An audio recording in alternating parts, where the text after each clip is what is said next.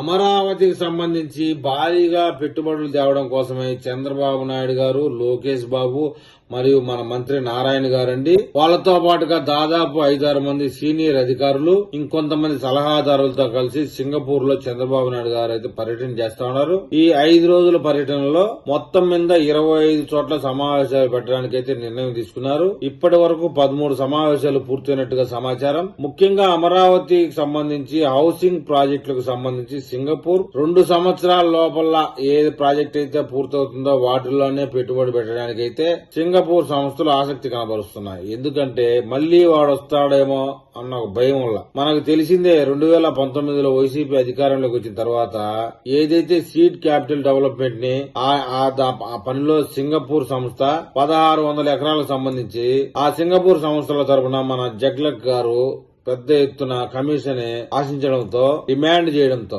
Black mail చేయడంతో కూడా తప్పలేదు. ఇది ప్రభుత్వ సంస్థ కదా, ఇలా మనం ఇచ్చుకుంటూ పోతే సాధ్యం కాదని చెప్పేసి లంచం ఇవ్వడానికి అవద్దని చెప్పడంతో సింగపూర్ ప్రతినిధులు వెళ్లిపోయారు. ఇక అమరావతి రాజధానిని మచ్చుకత్తి తీసుకుని 3 ముక్కలు చేయడం జగన్మోహన్ రెడ్డి మనకు తెలిసిందే. పెద్ద ఎత్తున పిచ్చి తుమ్మ చెట్లు పెంచడం మనం చూసిందే. పనులు చేయాలనే ఆలోచన లేదు, అవకాశం లేదు. అక్కడ 90% నిర్మాణాలు పూర్తయిన భవనాలకైనా రంగులేసి గృహప్రవేశాలు కూడా చేయలేకపోయారు. అదే సెక్రటరియట్ లో పనులు చేసే వాళ్ళకైతేనేమి, జడ్జిలకైతేనేమి, న్యాయవాదులకైతేనేమి, వాళ్ళకైనా సరే ఈ 5 సంవత్సరాలు ఈ అధికారులు బాడు కొంపల్లోనే ఉన్నారు. ఈ 3 ముక్కలాట అనే విషయంలో రాజధాని విశాఖపట్నం సంబంధించి ఋషికొండని 52 ఎకరాలు ఆయన గుండు కొట్టించేసి పర్యావరణ అనుమతులన్నీ తొంగలో తొక్కేసి కొండ మీద ప్యాలెస్ కట్టడం జరిగింది. ఆ ప్యాలెస్ ని ఏ విధంగా వినియోగించుకోవాలనేది ఇప్పుడు అర్థం కావడం లేదు. కొత్తగా సింగపూర్ ప్రభుత్వం అయితే అమరావతి రాజధానికి సంబంధించి ఒక హౌసింగ్ ప్రాజెక్ట్ అయితే చేపట్టబోతా ఉంది. అది ఏ ప్రాంతంలో ఉండబోతోంది,